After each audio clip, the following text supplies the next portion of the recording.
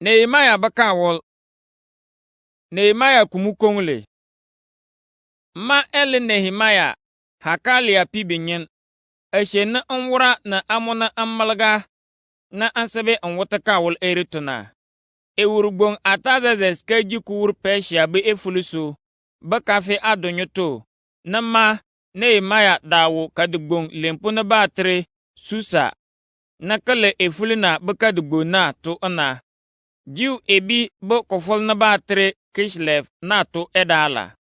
Ansapo anato ba eko na batre Hanani na dankata banyan bukotunko ana enshi Juda bu efuluso amba andong. Na embishi bomo Jerusalem ba kadato na onkropo ane Jiu ebi na bishi Babylon enfe embeta anyo na ba esheng. Na ba kangama fane basana ba beta anyo Jerusalem nawo toro na ewurfonte ana. Beye Jerusalem ba egbal na bor antor na kuma ba ambuna gbong ana na malagba ji ede. Ankanu long na ankene anshu anche damta. Ankpal komoso ansin kishe onkole ebore ankangle. O enyenpe ebore na fu ebore so. Fu eku elenga na fu bunyanshi mbanso. Fale ena wura abie fu ono nasu so. Asaba kama na ba shafu ansa wura fu amalga kosonu. Enyenpe ebore kene maso nsunu mo kokole ankpal kanana me kolfa kapana kanye ere asafa an yarbe Israel ebi na so. Nshulfane anyi Israel ebi na ana keke wur olubi ngbitifo. Anyi ala manan wurfo ambra na fata ansa ana na nyen Moses fane. Eta ansa anya na gba kosonu. Jande nyingo koso na fakanga faka yarbe Moses na. Fane na anyi Israel ebi minji kashinteng ansafo. Kumware fempasang anyi to anyi eful pote anokoso. Ama nafana ambeta ambafa koto anson woro koso nafanase ansa anyi na bre. Hala na ampasanto anso dronya ere be efule kikesogba. Fena beta anyi amba kakpana fadan yili kumofane amba shunfana. Enyen pa ebore fa an yerbe na fa gbagba babasa anana. Ankpal manaso fa gbagba be elengbong na fata amolgo bomo na babala fa basa. O enyen pe ebore no mana fa an yerbe na boko kasha ansafo. Ansangan fa katarna baka bora kule. Che mato na anya kosana metama kabre ere. Ansanshini ewur male gba ewu moko wor.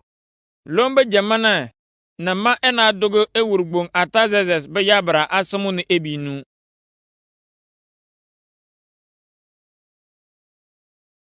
Nehemia kumu anyo. Nehemia kayu Jerusalem be esheng. Jiu ebibo kofol na batre Nisan na to ne ewurgbong Atazazes ka jiku wurba kafi adonyo na to. Na anta yabra na enyasamu. Mwalida munan wu ma anishi akpaka charga ndule esana ambaka gbana jejamo keke. Ndong ana ni ebishima. Mana ana nafo anishi akpa charga fane esana ambaka gbana jejamulong. Fala malo antama fana faka gbana emunfulfo. Kadan shini kufu pima ga na ankanga mule yiram ebore etengefo efotuso. Maka gbana munfulma ankpala manaso kadigbo nubu pule anna ana na bure adese na kumobo mbunugbong ana kikiji ede. Ndong ana ni ewurna na mbishima. Mana nefisha afana onwora ansafo. Na onkol ebor maka gbana to. Kumobo kaman na ankanga ewurna le. Yiram jande na kaman torofo. Sama akpana anyu Juda baka sa woloso. En ya long kadigbong nubu pule anna ana komotana mpur. Ewurna na ambu eche edatase ni ebishimile.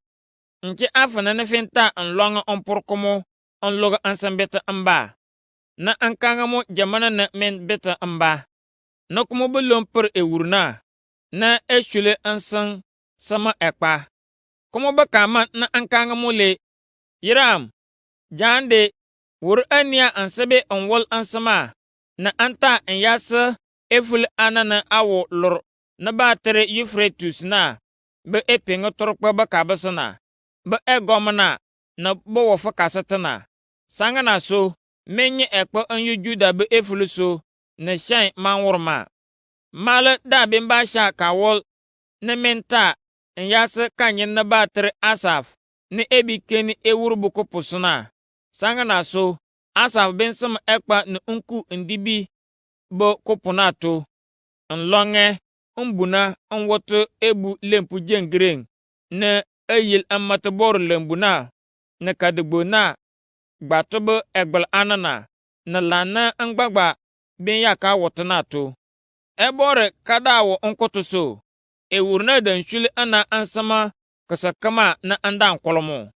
ewurna dan lerbana punne muso na banapo ne bedi egbange na bubakum ana na butumo ombolo Euphrates bulur gbona be epengo torpo ba kabaso anta onwolne ewur gbon na sebena nyase egomna ana na bu ekpana sna ama kanyen na batre Sambalat ni eshika de na batre Horon na Tobaya na El Amon be efuluso be krachi gbonko na kanufane mbana na banye agbaga ankpalmana so ba masha fane esekeke echi Israel ebito Nehemia kaya keni nkeni Jerusalem be egbel anana be esheng ankafu Jerusalem na be anche asa be kaman na mana basa gberebi kuko so kanyi so ayo jamana na so na mala da mana kang esekeke kosone eborita ndenge makagbana so fane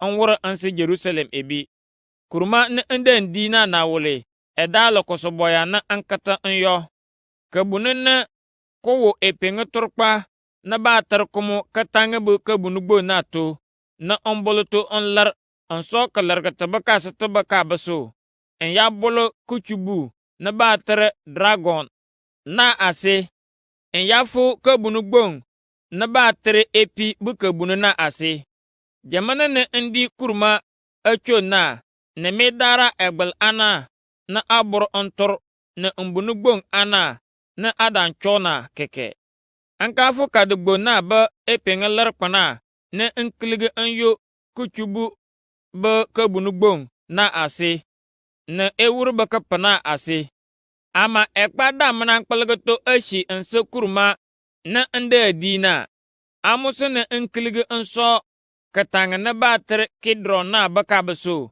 en yabul undong achong ansa man kumuso akene kadigbo na ba egbal na kuma bakaman na ambeta ambolo katanga ba kabunu gbong na to nlur kadigbo na to point na kakbubuguto kadigbo na to ba ekrachi gbong anana ba ekma da minyi kakwana nyo nko kosona mewura lebe jamane erekeke na manan kanga ambrani ju ebina shan hala bor matapo ana na bajamkorpo anana na ekrachi gbong anana na ju ebi na bomu alagba be cheto ashun kushun na keke munu shan onkoto ama anka beta anyona na anya kanga bomule menye alagba wutoro na anwo komoto ankpal Jerusalem kabure adese na komobo mbunu gbong ana keke cho ontor anana min wur ania anshene ampur kadugbong ere ba egblana na aturare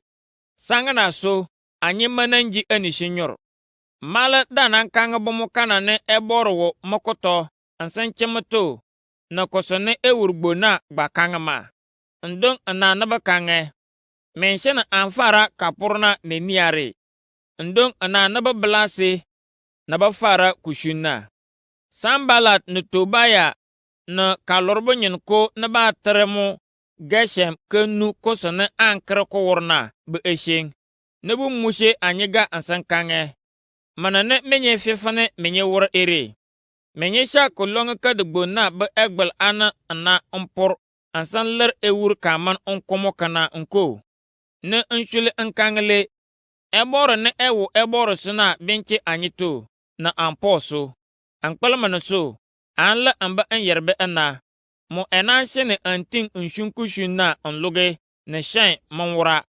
Amuso anyen fara Jerusalem be egbel anana bokopur. Ama menye ere monko ekpa ne menye kapete so keke eshi Jerusalem beka de gbonato. Ankpala manaso menye minti kumo be edankari shenso.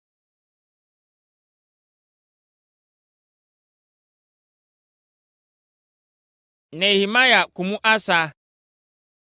Jerusalem be egbelana be kolanga ompur be esheng.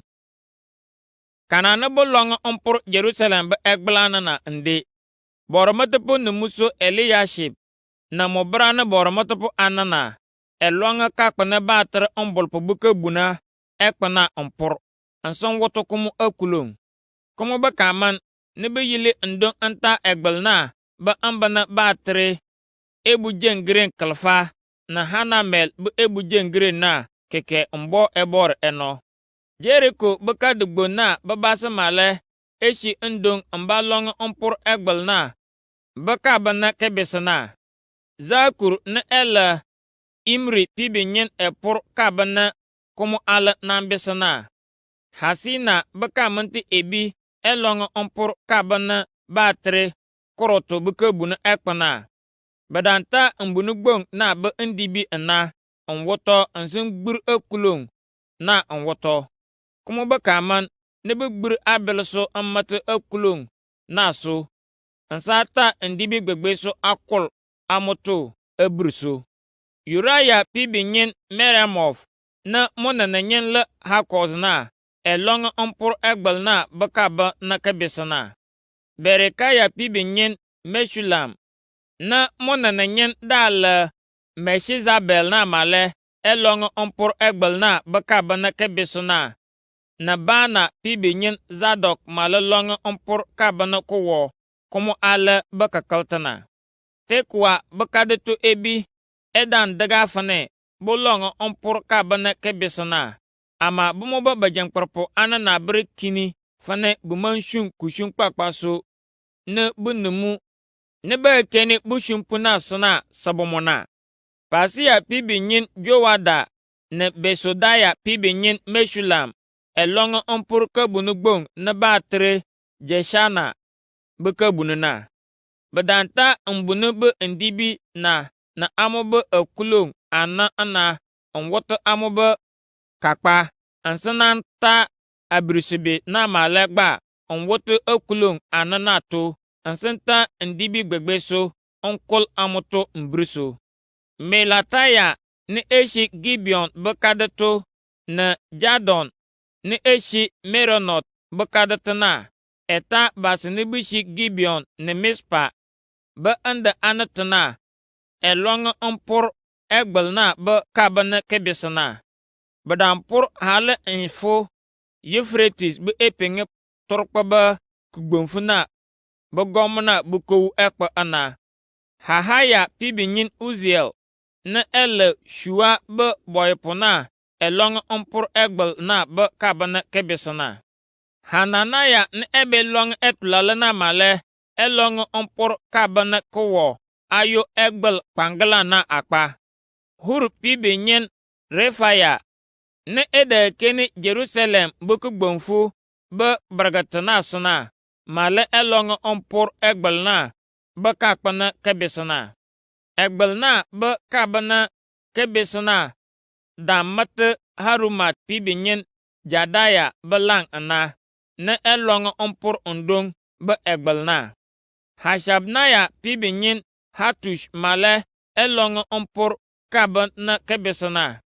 Ndong ana na Harim pibinyin Malkija na Pahav Moab pibinyin Hashub male long ompur amba anyo na abesana na bodobodo bu ebu jengre nagba ntiso. Halohesh pibinyin Shalum na ede keni Jerusalem buku gbonfonyo sopona suna na amba mbiche subi ana elong ompur egbel na bekabana kebesana. Hanum bebasa na bowo Zanoa bekadeto elong ompur ketange be kebuna na akpa. Badang woto ekulong mbunugbo na to ana ansanta ebirisibe on woto amoto ansanta ndibi gbegbeso onkol amoto mbriso. Bedan long egbel na mpor mfofane ayadara alafa ana na adana ana. Hale nyafo epi bu kabununa ase. Rekab pibinyin Malchija ne ede kene Beth Hakerem bu kugbonfu suna edan long mpor epi bu kabuna ekpana be egbel.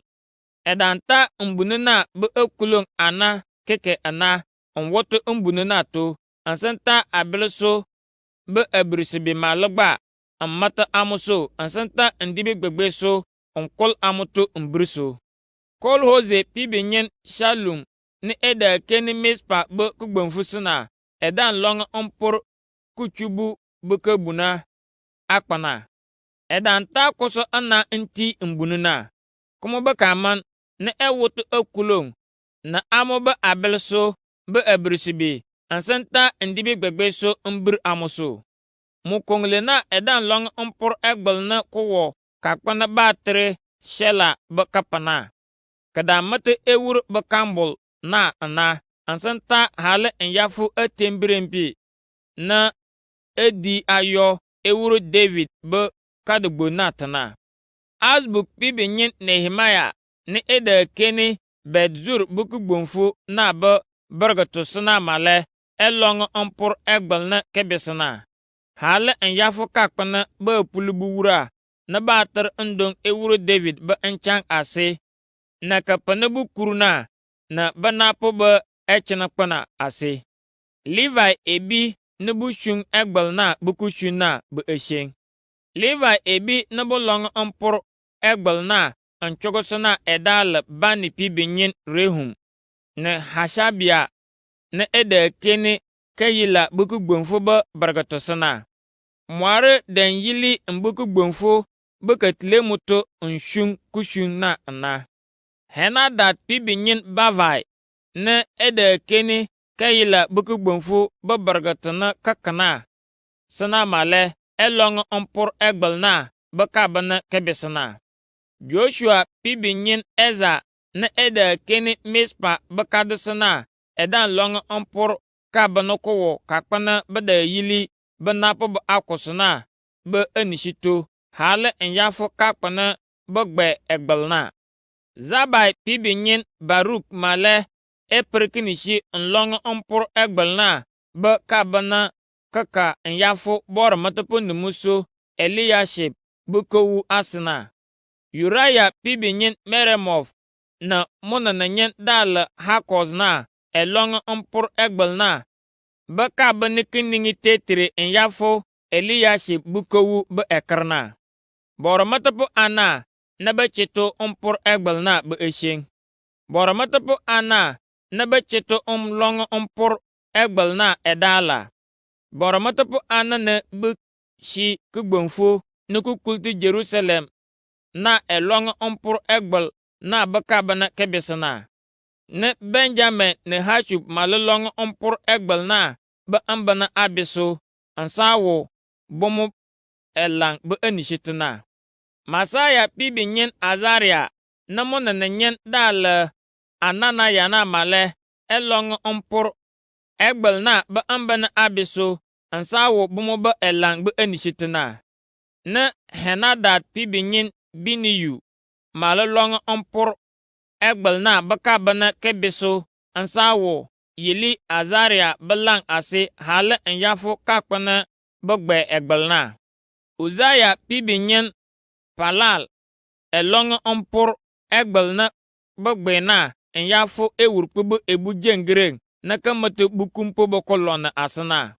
Parosh pibinyin Pedaya male elong mpor kabana kebisana. Edampor ana mbafo kakpana kamata nchu bukabuna nakowo alang epenge larpa bakabaso ne ebu jengreng na kamata bor lembu na asana ana. Kamata kadugbo na bakabana batre Ofel ne bor lembu na bebu shumpu na dawo undo na ana. Boporpo anana baboko babaro be esheng. Kada ne batre tekwa na babanyen male edan long mpor egbel na be kabana kebisana. Kabonyosopo na bedampor anana. Biden yili ka kpana ko wo ebu jengreng gbong na kibi kung bor lembu na bu enishito hala enyafo egbel na kamata ofel na ana. Bora matapo ano kumale elong ompur egbel na ba kabana kebesana. Badan fara ka kpana ba tre egbanga bu kabuna na ko wo alanga kalargata bu esoso ba kabasa na ana. Bomo ba ekma maladan long ompur egbel na ba kabana kebeso ansa wo mugbagba ba lantu bu enishito ana.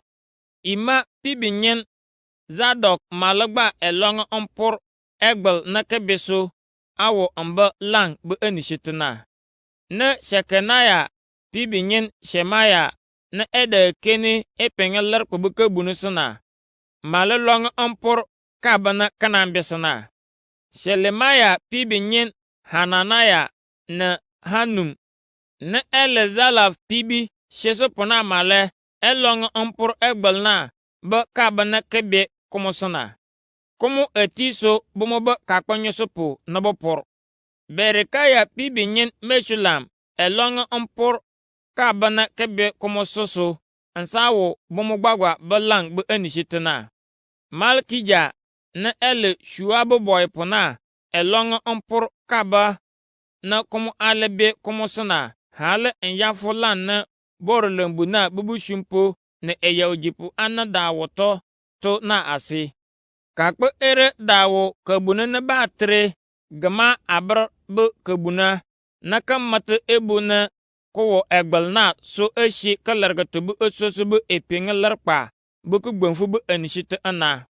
Shuab eboipo na eyaujipu ana na male elong ompur egbel na bakakpa lala lugi.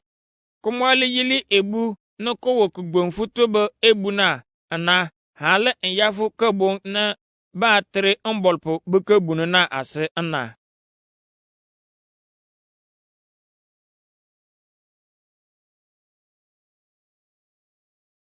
Nehemaya kumu ana. Kanane Nehemaya po budonsu bu esheng. Sambalat na ele Samaria bu efuluso bu gomna na. Ke nufane anyiju ebina fara apur Jerusalem bu egbel anana. Na enye agbo ansan fara awur anye babasi eyurto. Leni ekanga mubrana na Samaria bu banapo bu enishito. Mana ne ju ebi baso poso bu ketun ere be fefane bawur ere. Basha kata kachikong le ana nlonga egbel na ompur ansan ler eserga lomba kachikong le na gbagbaga. Ba fefane banting anta ajembu na acho mbiti abresu ere nlongo kosokwa. Jamana na so na Tobaya ni eshi Amon bu efulusu na yil mukoto. Ansan kangele na sobraba egbel na basha kopurare. Jinka mugba binting ngin kumu nle. Ama andan kula ebor ana nkange. O ebore. Basi ere kishi anye ana ansa shafane eshen lubi etu anye. Jande nu anye buku kule ansan shene bumu ba kataga na elang bumu bu omuso. Shene babala basana bumu dungana bempye bumu kanato angbarga bumu onyu kabotito. Saman kanta bumu bu olubi na kekene jega na bukene boporpo na ampam bumu keke. Bushumpu na danshunga na anampur Jerusalem bu egbel na mfrento. Sambalat na Tobaya na nlorbo na Amon ebina na basana bishi kadugbong na batre Ashdod na dan wufane egbel na da di na ashana kasharto. Amuso badanya agba ana ansan dan karfane bambar kabagato ansan ko Jerusalem ebina.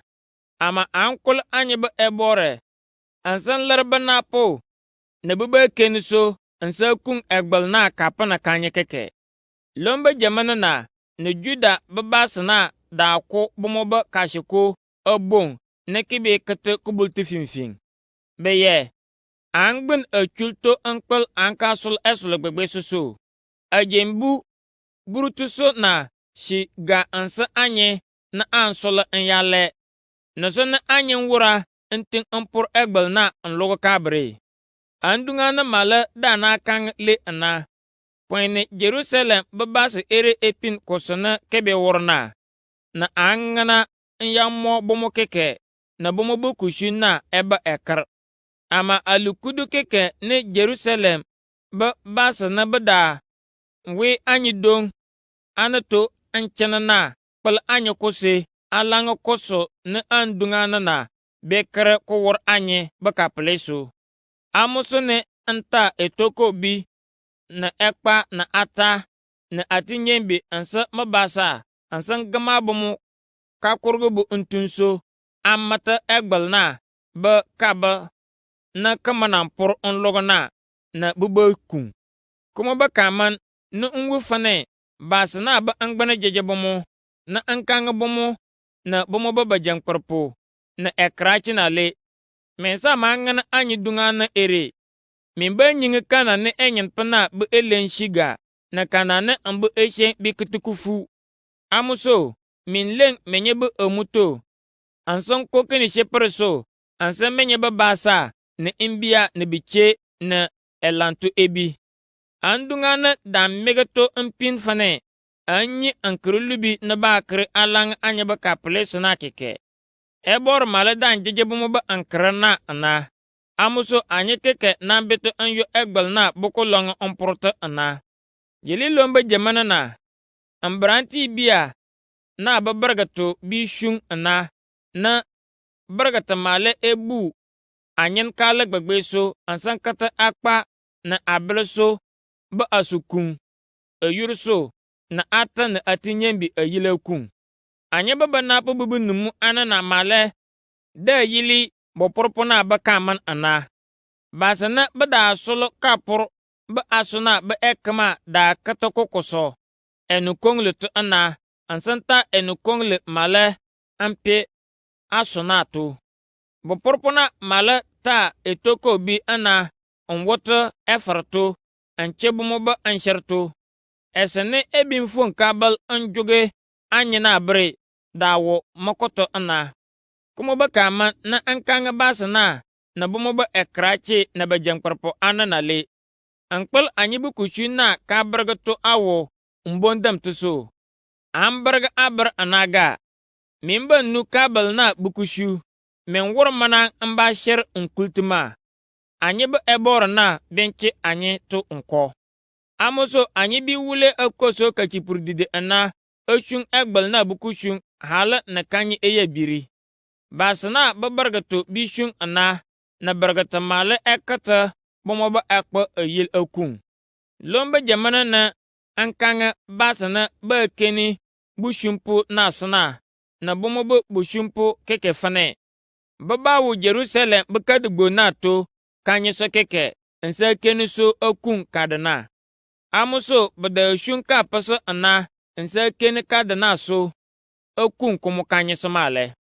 Mana ambrana na bushumpu na bukumpu na keke malara anye bu asubuso kanyiso nsa desi. Anye ale keke mashene anye bu akuso be barga anye keke.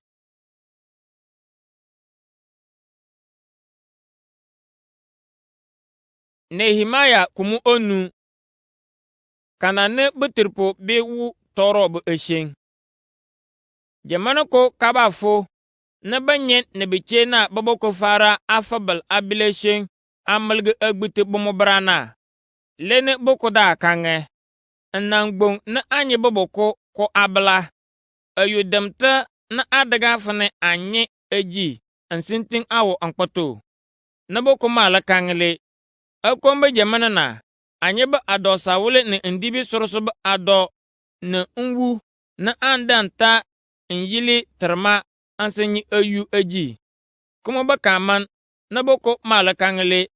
Ampang amansharbe ana point nsinten anka anye ba adosa wole na ndibi sorosoba akọ anse ewura. Anyala gba le jiw ebi ana na anye ba mbia na bomo ba mbi keke le kukongle. Ama anyare befa anye ba mbi ana na ba ki anya. Ne niare anye mana ko kechete keke batama ankpal ankata anye ba adosa wole ne ndibi soroso ba ado ana ancher ayuso. Nke nu bɛ ka bɛ fɔbɛl abil eshen na agbo pemaga. Ndong ana na enfe kumu bɛ eshen ansan kange. Bɛ jɛnkpɛrɛpɔ ana na ekrachi ana na le. Mana ana ne menye pang menye bɛ baasa gbagba aman sherbe ensa woto bumu unchu. Kumu bɛ kaman na antar ekama ansher ansan malga ngbite bɛ jɛnkpɛrɛpɔ ana na ankange bumu le. An wur enia nto anye bɛ baasa na bɛ pe anya an yu eful pote anu suna mbeta mba. Ama neniare menye ena fa bumu bɛ damtana na anaya to bumu. Ekrachi na bajangparpo anana daman kanga shan. An kpel bukenye kakali kashintenso. Ndong ana na anan kangle. Kosane men wurna mandaga kura. Adaga fane anye baka bawote ebas ebor bonyang. Sanga na so anyamasana manwu kulubi anyeto. Neniare enshena basa na pang amanshirbe ni oboyo mokoto ana. Ntere ana na basa na bashung asamana gbatiso.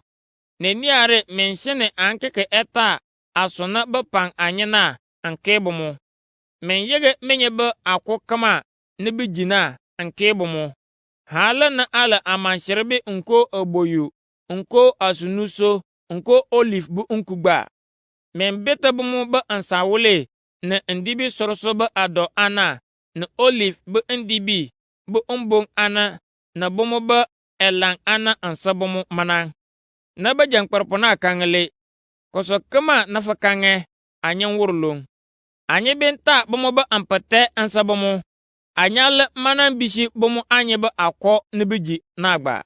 Ndong ana na antarbor matapo ana na ansan shena ba jangparpo ana na so kono bumu ba enshito sanga na so. Ba ambe bumu ba onona ba nasna so. Kuma ba kaman na ansanga kerso. Na anta anche ma kashartana ansan gbangbang komoto engin fane lon ne ejbore ben gbangbang bakama na ba ma be bomo ba anona susu na kuma ala ba kama na ankangle ebore ben so membu ebu ana na kosakama na menko sanga na so memana ko shan andong ana na ba kama na ba dawo ndo na shulusu ankange amen. Kuma ba kaman ni ba di enyen pa ebora na epang. Ade keke ba kaman na ba jangkwarpo na bebo ba ono na susu. Nehemia kama fe munawul ba eshen. Atazazes ka ji kuwuru ba anfe adonyo enyafo anfe adasa na anyoso poto na ma ele juda ba efuluso ba gomna. Enfi kudanyo na anle gomna na keke. Ma nko nkropo ana monso ejibi na adaga mafana gomna na. E gomna kama na ba jankpar na da toro basana anaga. Ba da so gbiti ba andarbe adana ana atu ejibi na asunu so kare chekeke ana. Bomo ba anyerbe gba da toro basan na ana. Ama ankpal mare kabengan ebor na so. Na makaba wata da kurbo motana. Mara tam elenke ke ana an wata egbal na boko porto. Ansa mafin shine komoto. Mala monto ansa wule. Nko nwu ansamu kumu. Bakama na bomo ale bishung asama na keke. Chete ana ampor egbal na. Basine bishi eful pote anaso. Ambaka chormana bakaman. Jerusalem to babasa kalfa na odunu na bomo ba bajangparpo na andas ejibi. Kareche kama mesa kana kongle na ombolpolele eshe na unkoshe damta na ejibi ana. Ansa chege asunu so popor anchikude keke. Ama ade keke bakaman inyi eshen kpakpaso na abemba basana so. Amuso anda maso gomna bakakoka. O ebore, me kolfa ana na finyingi koso na nworo ansa basa ere ansa na fama.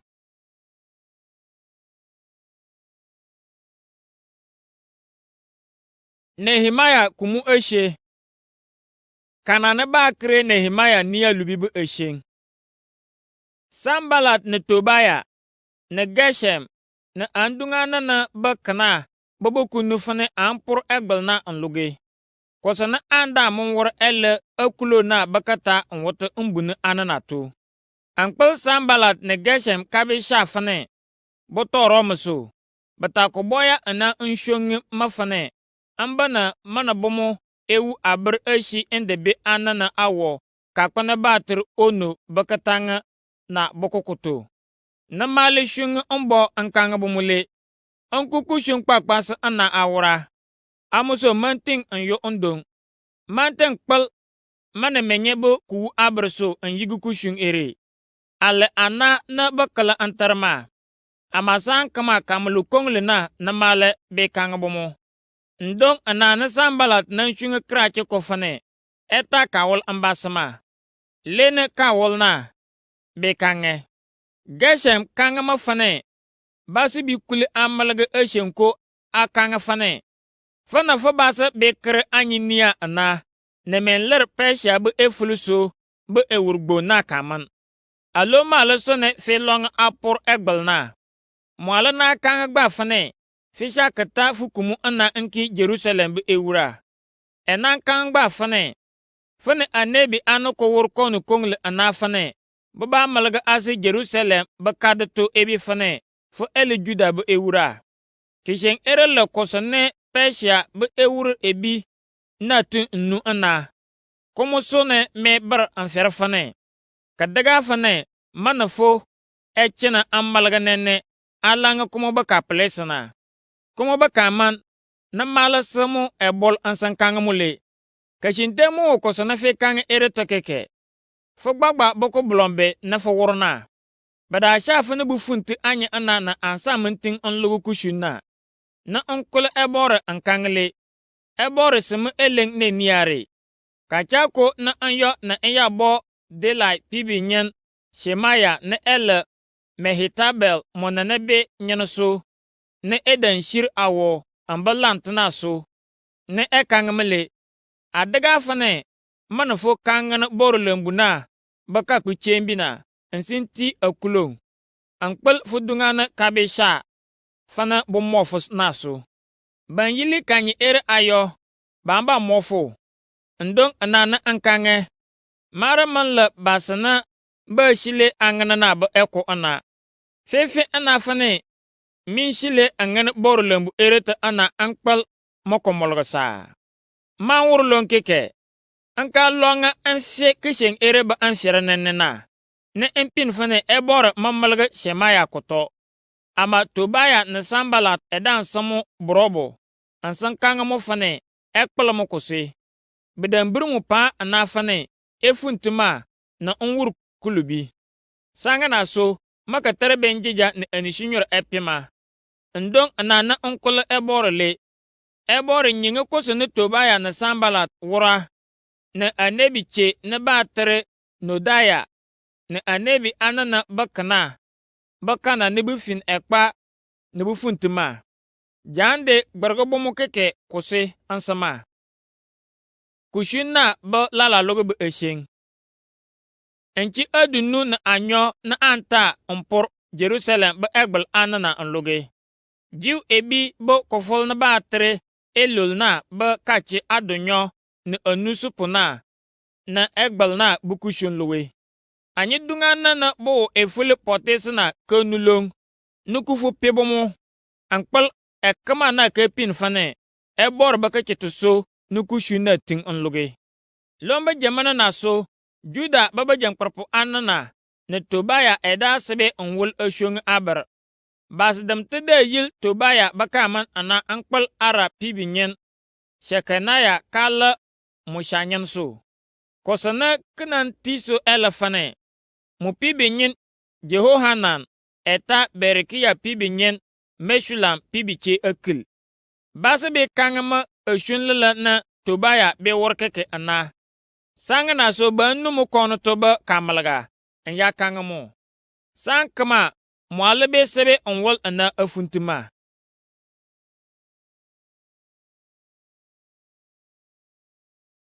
Nehemaya kumu oshunu Neniare bologo egwal na bokolongo ompor An san ta mbunu na ba akulo na an wata amuto.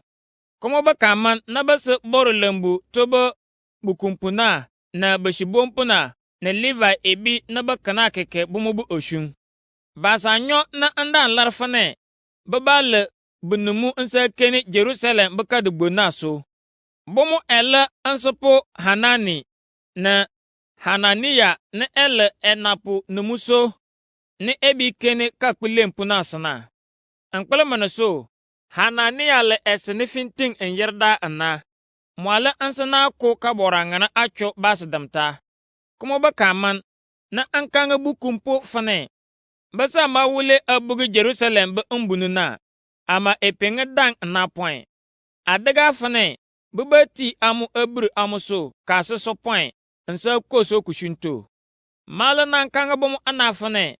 Balara bomu gbagbato. Babasini bishi Jerusalem to. Na buba yili egbelnat. Bu umbonko okunkumu. Na bokumale ebe okun. Bomu bu unwu ana. Basini bishi kinyi yato mbana bu atre bu esheng. Jerusalem dalika du gbongbong ana. Ama basa gberebi ko eda wukumoto. Bumale da manang nlong mpur bomu bu unwu undong. Amuso ebore dansama anfere anafane. Angama basana na bomu ba bajangparpo. Na ekrachi na nkeni basini ewurgbong Nebukadnezar pe enyo Babylon bu efuluso. Na ba beta ambana ba anang ba atre ba onwolto ankarga bomu. Kosone unwu onwol na to inde. Basana ba pe enyo Babylon bu efuluso na. Ba galanga beta amba Jerusalem ni Juda ba efulu so ana. Ekama danyo amba kadato ana. Jamana ne ewurgbong Nebukadnezar dan pe bomo fane anye anyo na. Bomo ba ananto ba basa dawo. Kadugbong na ba tere Babylon na ana. Bomo ba jangparpo edale Zerubabel ni Joshua ni Nehemiah na Azaria na Ramaya na Nahamani na Mordekaya na Bilshan na Misperef na Bigvai na Nehum na Bana. Israel ba basana ba beta amba na bakana na basa umbunu su inde. Parosh buka bunu ebi dala basa ungbong anyo na kalfa na adushunu na anyo ana. Shefataya buka bunu ebi dala basa alafasa na adushunu na anyo ana. Ara buka bunu ebi dala basa alafashe na adunu na anyo ana. Pahaf Moab buka bunu ebi fonfon Joshua na Joab buka manti ebi dala basa ungbong anyo na alfa buruwa na kudu aburu ana. Elam buka bunu ebi dala basa kagbong na alfa nyo na adunu na ana ana. Zatu buka bunu ebi dala basa alfa buruwa na adana na anu ana. Zakai buka bunu ebi dala basa alfa shunu na adishe ana. Binihu buka bunu ebi dala basa alfa she na adana na aburu ana. Bebaye buka bunu ebi dala basa alfa she na adonyo na aburu ana. Asgad buka bunu ebi dala basa ngbunganyo na alfasa na adonyo na anyo ana. Adonikam buka bunu ebi dala basa alfa she na adishe na oshunu ana. Bigvai buka bunu ebi dala basa ngbunganyo na adishe na oshunu ana. Adin buka bunu ebi dala basa alfa she na adunu na anu ana. Ater na ambakatarko le Hezekiah na buka bunu ebi dala basa adakpono na aburu ana. Hashum buka bunu ebi dala basa alfasa na adonyo na aburu ana. Bezai buka bunu ebi dala basa alfasa na adonyo na ana ana. Harif buka bunu ebi dala basa kalfa na kudu anyo ana. Gibeon buka bunu ebi dala basa adakpono na anu ana. Banyen na bidanshi ande ereto ambeta amba ande. Bethlehem na Netofa babanyen dala basa kalfa na aduburuwa na aburu ana. Anatof babanyen dala basa kalfa na adonyo na aburu ana. Bet Azmaveth babanyen dala basa adana na anyo ana.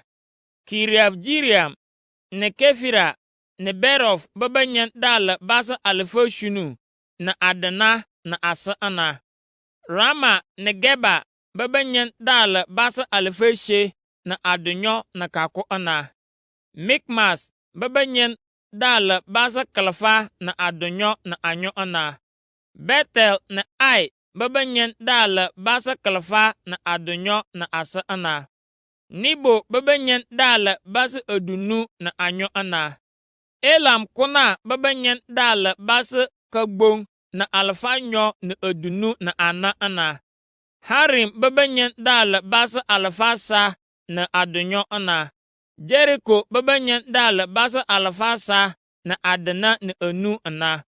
Lod na Hadid na Ono bɛ ba nyen daala basa 1000 na adonyo na kako ana. Sena bɛ ba nyen daala basa ngbungasa na 1,000 na adasa ana. Boro matapo anana bɛ mbuna ebi na bɛ beta amba na nde. Jedaya bɛ ka buna ebi fonfon Joshua bɛ ka minti ebi daala basa 1,000 na adushunu na asa ana. Ima bɛ ka buna ebi daala basa kagbong na adunu na anyo ana. Pashur bɛ ka buna ebi daala basa kagbong na 1,000 na adana na ashunu ana. Harim bɛ ka buna ebi daala basa kagbong na kudu ashunu ana. Levi ebi bɛ mbuna ebi na bɛ moalagba beta amba ande. Joshua na Kadmel na bɛ le Hodiva bɛ ka minti ebi bɛ mbuna ebi daala basa adushunu na ana ana. Bor lembu tɩ bɩ n shibompo ana na bɩ la Asaf bɩ ka mɩn tɩ ebi daala basa kelfa na adana na aburu ana. Bor lembu tɩ bɩ bɩ kumpo na bɩ la Shalum na Ate na Talmon na Akub na Hatita na Shobayi bɩ ka mɩn tɩ ebi na bɩ ka bũni ebi daala basa kelfa na adasa na aburu ana. Bor lembu tɩ bɩ bushumpo bɩ mbuni ebi na bũmb alagba dãmbɩtɩ n bɩ ande. Ziha na Hasufa na Tabowaf bɩ ka bũni ebi na Kerosia na Padon bɩ ka bũni ebi na Lebana na Hegaba na Shalmai bɩ ka bũni ebi na Hanan na Gidel na Gaha bɩ ka bũni ebi. Rea na Rezin na Nekoda bɩ ka bũni ebi na Gazam na Uza na Pasia bɩ ka bũni ebi na Besai na Mewunim na Nefushesim bɩ ka bũni ebi na Bakbuk na Hakufa na Hahor bɩ ka bũni ebi na Bazlif na Mehida na Hasha bɩ ka bũni ebi na Bakos na Sisera na Tema bɩ ka bũni ebi na Nezia na Hatifa bɩ ka bũni ebi. Ewur Solomon bɩ n yɛrbi bɩ n bũni ebi na bũmb alagba bɩtɩ n bɩ ande. Sotai na Sofere na Perida bɩ ka bũni ebi na Jala na Dakon na Gidel bɩ ka bũni ebi na Shefatiya na Hatil na Pokeref Hazibem na Amon bɩ ka bũni ebi. Bor lembu to bɩ bushumpo na Solomon bɩ n yɛrbi na bɩ n bũni ebi na bɩ bɩtɩ na kɛkɛ dan koso basa 1,000 na adakpono na anyo ana. Basa 1,000 na adana na anyo edan shi Delaya na Tobaya na Nekoda bɩ n bũna n bɩtɩ n ba.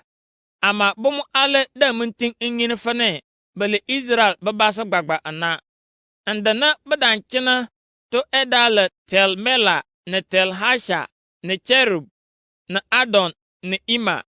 Boro matapo ana na bɩ da mintin n nyɛ kawol na kɩbɩ yin kana na bũmb bɩ anan lar ele Hobia na Hakos na Bazilai. Bazilai ni eshi boro matapo ana bɩ ka bũni ere mona na nyen dan ta Gilead bɩ ka sawulso bɩ Bazilai bɩ ka bũna bɩ eche ana. N sẽn ta mosã nyen bɩ katere n nasẽ n bɩ ka bũni na. N kpɩl bɩ ka da mintin n yin kana na bũmb kokorgo tɩ lar so. Bɩ daa mɩnsẽ bũmb ɛkpa ni bɩ ki boro matapo ana. Gomna na dan kaŋa bũmb ere ana fane bɛ man tiŋ n ji Ejipt ni bɛ ta n lir sirigi n si bɔri na, ama bɔrimi ti bu ko ban ta a so ni baa tiri Urim ni Tumim na n to beri n ŋin funi bɛ li bɔrimi ti pu ana ka shintenti anapɔin ni bɛ tiŋ n ji sirigi Jibi na. Baasi ni bɛ dan biti n bina keki dan koso basi n gboŋ adina ni anyo ni alfasa ni edishe ina.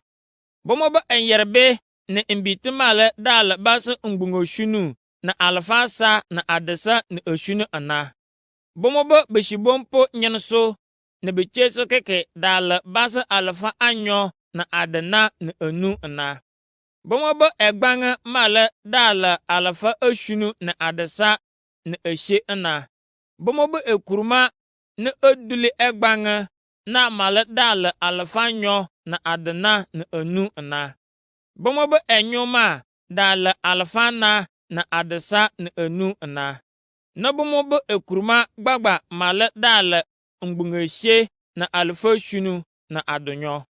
Baasi dim ti dansi aso ina n chi bori lembu na bɛ kuloŋi n pur bɛ kushinto.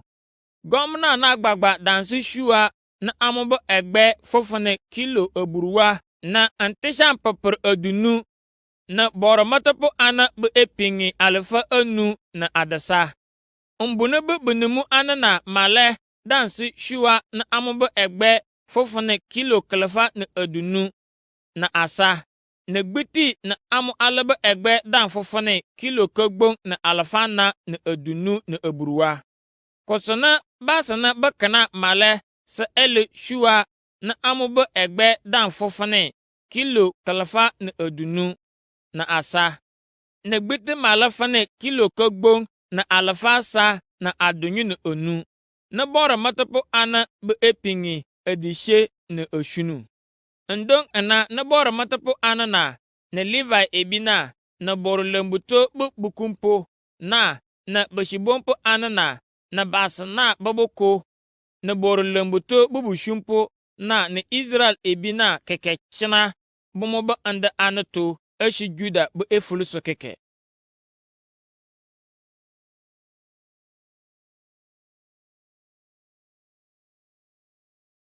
Nehemia kumu eburuwa. Ezra ka kran mbrana ansi baasi na bɛ eshen. Afulo shunu ni Israel ebina danta n chini bomo bɛ ndi ani to n lugi.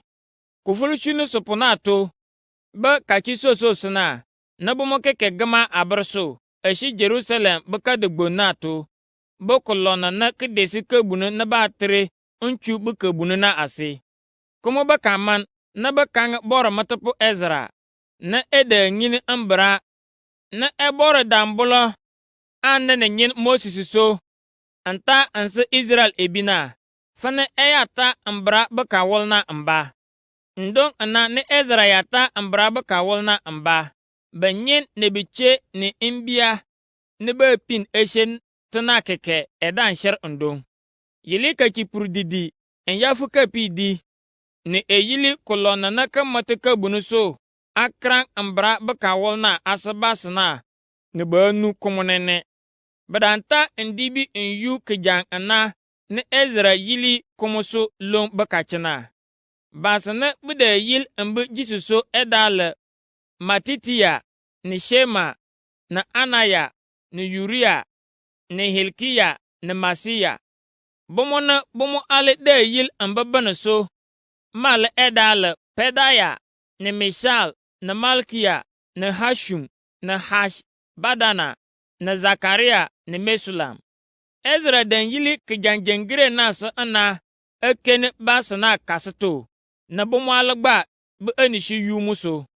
Eke bugu ka wulna to akran na keke ni baasi na keke yil ina. Ezra ka kran ka wulna n lugi ni ekaŋe kimankura ebali enyinpi ebori ni eshiga na pia. Ni baasi na keke man bomo bɛ enu anu so esoso. Nsunshulisi n kaŋe. Amen. Amen. Kumu bɛ kama ni bɛ gbiri nkurugu bomo bɛ omu n yuto n bunyaŋ enyinpi ebori na.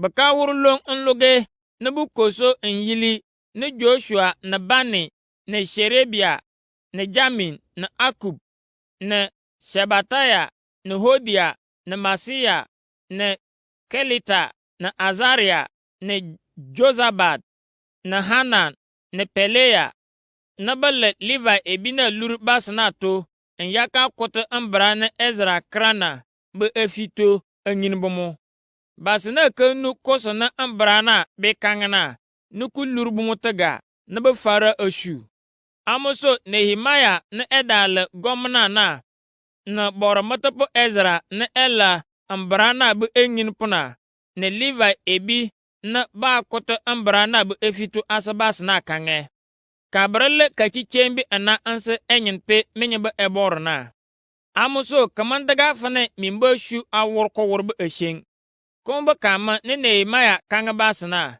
ne niare menyu epe en ya wor kejigbon inji menye be onno ansun ku ajibi na ba ako anse bo mona bo mon ko shan ne bijina kabrele kachicembi ana anse enyin pe anye be eborna amuso mensa man shene memba angbane eba jeje menye enyin pe ebore bense menye kagbun fuli na ke bense menye eleng ndong ana ne Livai ebina binite okulti elem basna to fane ba yigu kushu ansa man shene bomo ba angbane eba jeje bomo kachichembi eri kuma ba kaman na basna kekeller an yo bomo pe ana nyeji nsunu kagbun fuli so bomo aledan chigi ajibi na asunusu ana ansaboko an kpalma na so bepin koso na ambra na bakran ansabomo na bingini kabawu obuto be kachigbo na be esheng komo ba anklade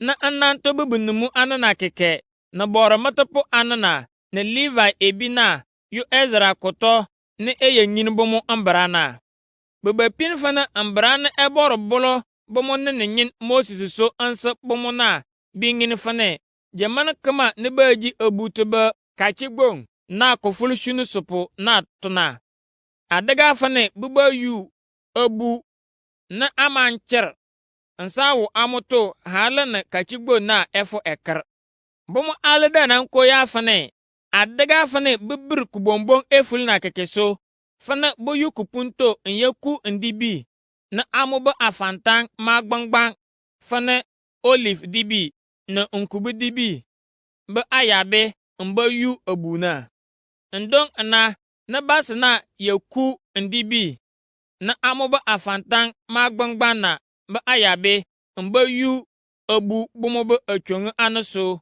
na bomo be elanto be alonoso na bore lambuna be kolonoso na alona na adese amate mbuna na batere nchu be kabuna na Efraim be kabuna asana so bakama na bishi Babylon be kadigbo na to ambeta amba dan yu abu na awu amoto eji abu to be kachigbon na kagbun fulisa ana ankpal manaso yili non pibinyin Joshua na efara anjankper Israel ebina onko onso kasawol na bajamana na keke bamandang nanji kachigbo na keke ama lomba kachina banjili kachina bafara kachigbo na bikiji en yafo kuma ba kachi shunu supuna Ezra da krang mbra ba kawol na ana asa basna kare keke kachi buru supuna na ekma gama abraso na bubonyang ebore fana kanane mbra na nyinina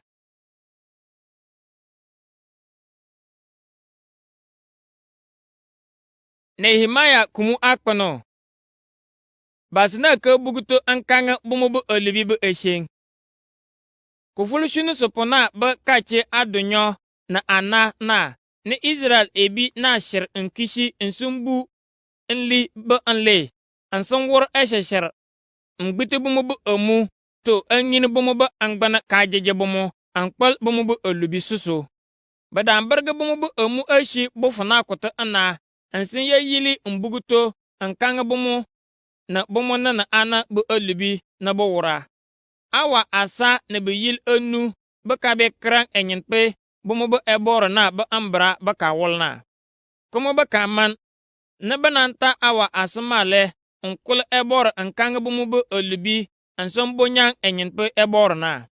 N dõng na ne Joshua ne Kadmiel ne Bani ne Shebania ne Bunni ne Sherebia ne Bani ne Kenani dɩ n yɩlɩ kɩja ne ku-yuu n sẽn Livai ebi-nã so n kʋlɛ yẽnd pʋ bũmb bɩ ɛbɔɔrã a wʋrso.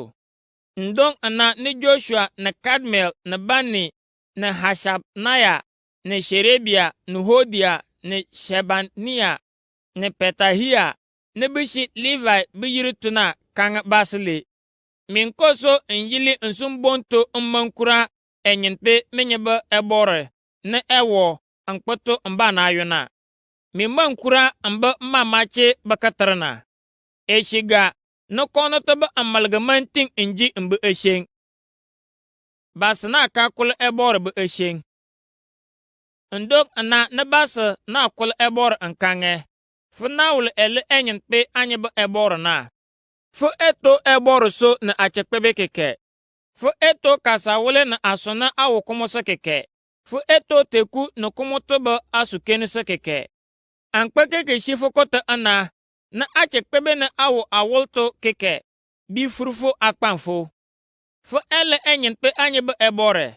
Fɩ ɛlɛr a nana yẽn Abraham dra-drana a shi kadɛ ne baatir Ur ne kʋ wɔ Babilon bɩ efulu so n sẽn kɩrg n bɩ kɩtɩre n kɩ Abraham na. An kpɛl ekɛdɛ ji kachintɛng asɛ fo so. Fɩ ne mo dãn wʋr kɔnɔ kɔnglɛ bɩ n kɩr ana. Fɩ ne fẽn ta Kenan ebi ne Hit ebi ne Amori ebi ne Periz ebi ne Jebusi ebi ne Giga ebi bɩ n sawʋle n sɩ n bɩ kãmento ebi. De niare fɩ wʋr fɩ kɔnɔ nasɩ sũna n bʋlso fɩ ne kana ne sɩ wʋr sãn kɛkɛ na. An nana ana ka da wʋ Egypt bɩ efulusẽna. Fɩ dan wu a wʋrfo ne bɩ deeji. Bɩ ka fʋ teku pʋpʋrna ase ne bɩ shu a fin fɩ kɩkɩtʋ. Ne faalɩ nu bʋmʋ bɩ kushu n sẽn kẽ bʋmʋ to. Fɩ dee yẽ kana ne Egypt bɩ e wur-gbon Fero ne n bɩ ɛ kɩrakɩ ana ne efuluna kɛkɛ bɩ basɩ dan kʋrfɛ fɩ basa. Amoso fɩ dan wʋr ɛ mamake sheng ne a bɩ kɩtɩkufu na n gbiti Egypt bɩ efulu so bɩ e wur Fero ne n bɩ basa n sẽn yẽ kɩtɩrɛla la ne kʋ wʋtɔ hal ne n bɩrɩ. Fɩ dan shɩne teku chingilin na kuto ne fɩ basɩ nite kasawʋl wʋlsɩ so n bʋlkʋmtʋ n di n chong. Ama fɩ dan shɩn na ne bʋmʋ dũngã ne bɩr mur n chuna to na. Fɩ ne kana ne kujombu be tʋr n chutuna. Bɩ ka di teku na bɩ kaman. Ka rɩkɩ kɛkɛ fɩ daa bʋlɔ a wʋlpa tɩ na a jɛnkpɩr fɩ basɩ kapʋ so. N saa bʋlɔ ɛdɛ bɩ kubulpi so a jɛnkpɩr a yĩni bʋmʋ ɛkpɛ kanyɩ so. Fɩ dan shi ɛbɔɔrɩsɩ na n gbɩlg n ba. Sinai bɩ kɩ beena so n basɩ fɩ basɩ n bɩra ne kɩ yĩni ne a waalɩ ga n sã bʋmʋ. Fɩ yili kʋmʋ n sã bʋmʋ fɩnɩ bɩ baa ta fɩ ka wʋsha kɩna fɩnɩ ka chicheembi. Fɩ dan kãngã fɩ ka yɩrbɩ Mosis na fɩnɩ e yĩn bʋmʋ fɩ n bɩra anana. A kon ka dan pɩ bʋmʋ fɩ sɩ bʋmʋ a jibi ne a shi ɛbɔɔrɩsɩ na. A chu kon ka daa kʋ bʋmʋ fɩ dan shɩne n chʋllr ka fʋlta tɩ na ne bɩ nu. Kʋmʋ bɩ kaman ne fɩ kãng bʋmʋ fɩnɩ bɩ kʋ n sʋgɛ kasawʋle ne fɩ nasɩ kʋmʋ bɩ kɔnɔ na. Ama anana anana bɩ la n gbɩn kpakpasʋ wʋr anana daa mʋn wʋr fɩ koso nu. Bɩ dan teng ɛ mamaki sheng ne fɩ dan wʋr n sɩ bʋmʋ nasɩ na. N sẽn dan yili kʋmʋ fɩnɩ ba n bɩ tɩ n yʋ Egypt bɩ efulu so n na yeki a yẽ n dong. Ama fo a yẽ bɩ ɛbɔɔre na bɩ wuku wʋr. N saa ta a lubi a pãng mɩnã na. Fɩ la a la la wʋrpʋ na n saa kʋ ka sha nikanyiti. Jamana na bɩ lɔŋɛ kɩ na bɩ bɩ kapʋr duli a bõn-yãng kʋmʋ na. Fɩ daa mɩn lar bʋmʋ kaamɩn. Bɩ daa tɩg fɩ na a kãngɛ. Ka gbɩr ne kʋ kʋ n sʋgɛ a yẽ a shi Egypt bɩ efulu so na. N kpɛl fɩ kʋ wuru ka shiga so. Fɩ daa yĩn bʋmʋ ɛkpɛ na sãn kɛkɛ. Faalɛ daa mɩn yɩg bʋmʋ n lɛ ka shɛshɛr sawʋl so. Fɩ daa bʋl kʋ wʋlpasɩ na a yĩn bʋmʋ ɛkpɛ kapʋ so. N saa bʋl ɛdɛ bɩ kubulpi so a jɛnkpɩr bʋmʋ kanyɩ so. Fɩ kʋ ya yulla la e yĩn bʋmʋ kʋsɩ ne kɩdɩga ansan sɛ bɛmo agyibi ne baatere mana na ne bɛgyi. Kɔmɔ bɛka man na fa sɛ bɛmo ntu ne bɛnu. Fida nkɛne bɛmo so nene ɛmfi adana ne hyɛn mentiri bɛmo. Bɛmo bɛ asubu so da menwu.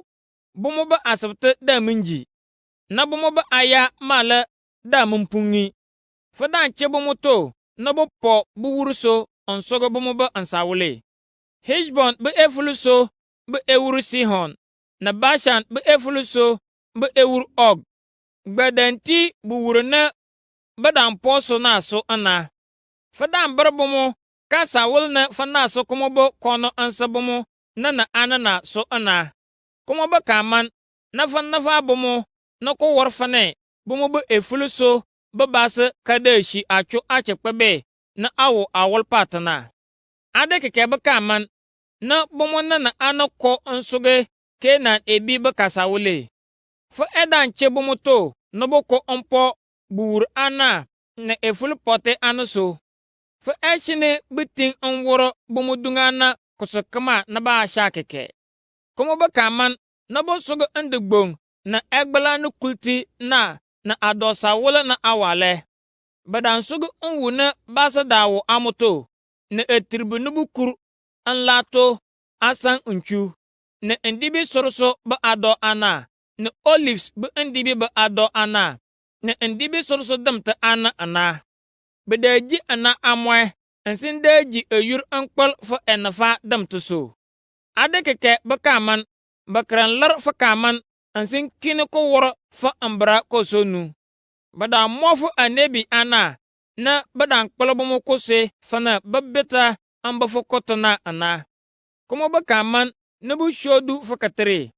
Amoso fata bomo ana mbo bomo dungana eno na bo korfe bomo ga. Ama bomo bu awurfo na to badan kolfo fane fache bomo ta ana. Eboro sona fo wo nsunu bomo bo kokole. Ankpal fo ku wuru kashi gaso. Fidan shunge bajang parpo ana na bo ba ko onsogo bomo ashi budong ba enoto. Ama baba nyika yurwushi.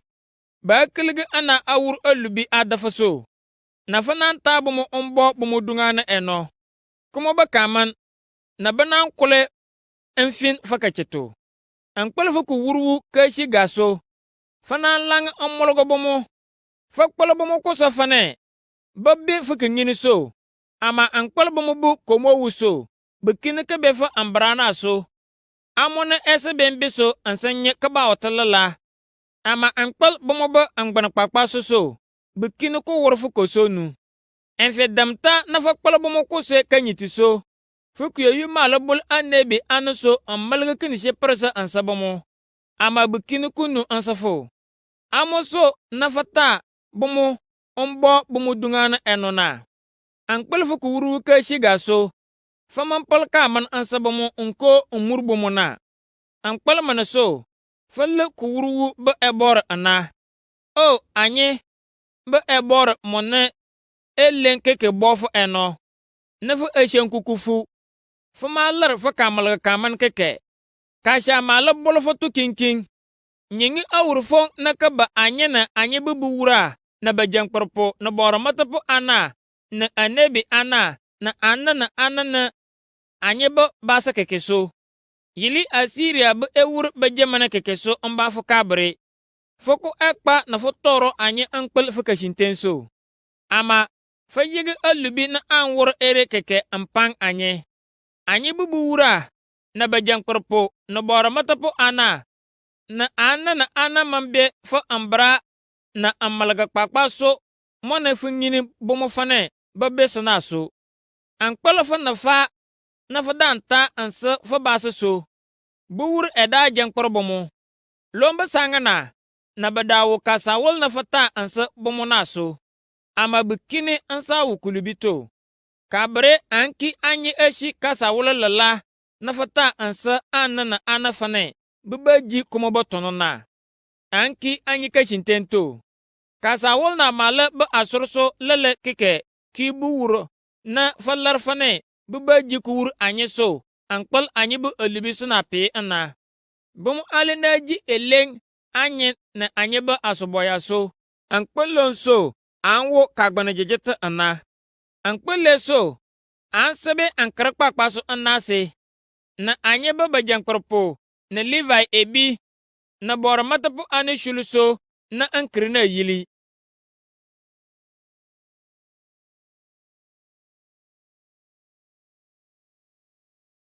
Nehemia kumukudu basane bida nyishi eno na an krina yili ele Hakalia pibinyin Nehemia na ele gomna na Zedekaya na bor matapu ana Seria na Azaria na Jeremia na Pasha na Amaria na Malkija na Hatush na Shebaniah na Maluk na Harim na Meremoth na Obadiah na Daniel na Geneton na Baruk na Meshulam na Abijah na Mijamin na Mazia na Bilgai na Shemaya.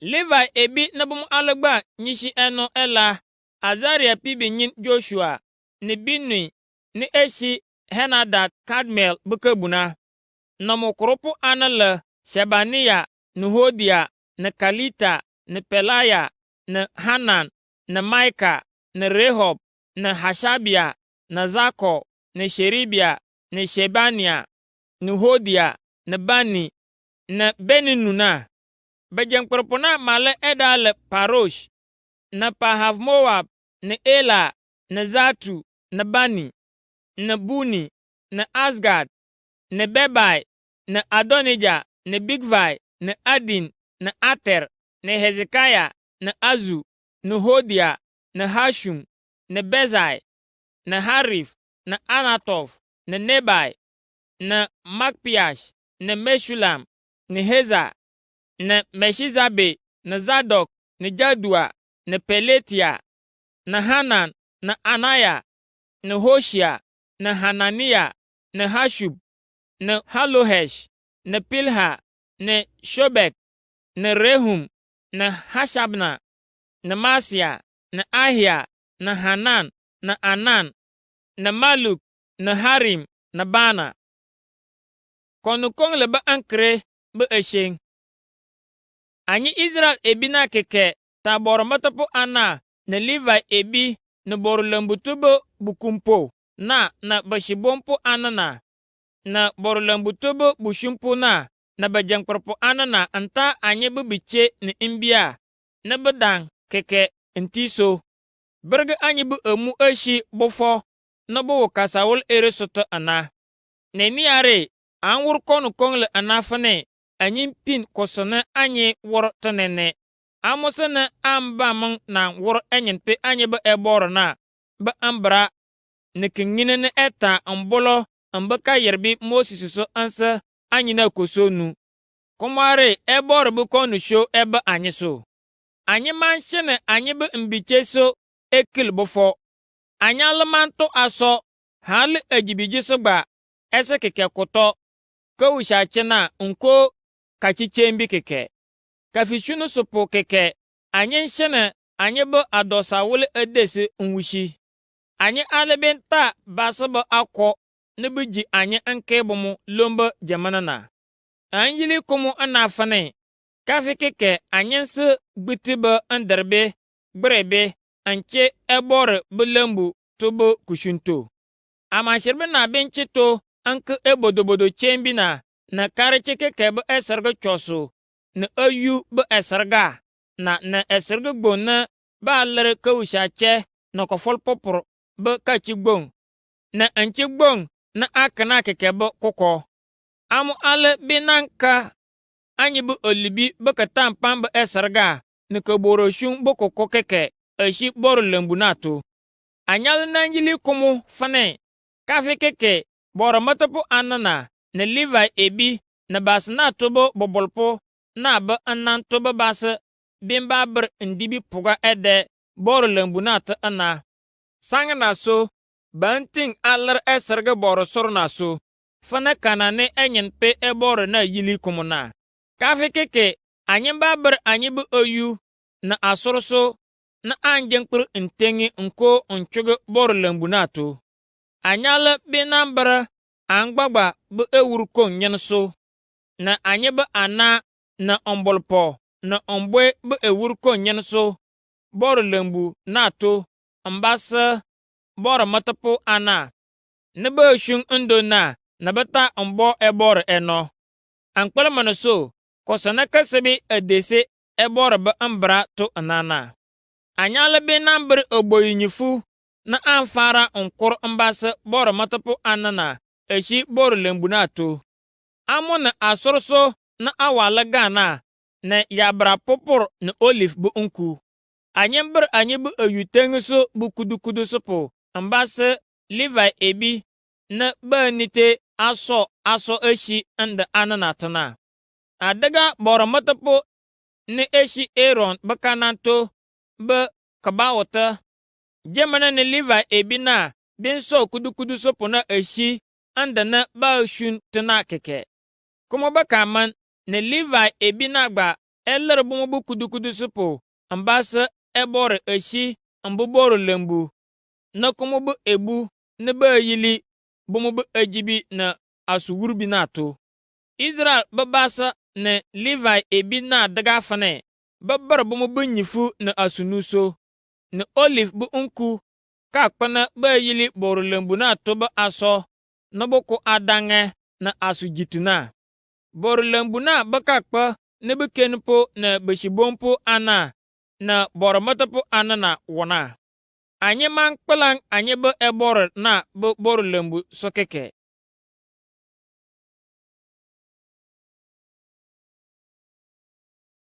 Nehemaya kumukudukako basana banamba chena Jerusalem tuna be esheng basana baba jangperpo anana dawu Jerusalem ta ana na bomo na bakana male to beri anlar basu kudukeke to ba esu kongle na eya chene Jerusalem na kale kadi chembi na to na bakpana na bakana male eya chene anda mona akana to ankpal manaso unwu da munshi Jerusalem to ndong ana na basana nafa bakama na bushule fane bomare benyu Jerusalem ya chene na bakama na bowo andana awu Juda bu efulusina dan chene bomo gbagba ba ansa wolosa ana eshi bomo ba andato nseji bomo ba emu so bomo edale Israel ebina boboko na bor matapo anana na Levi ebina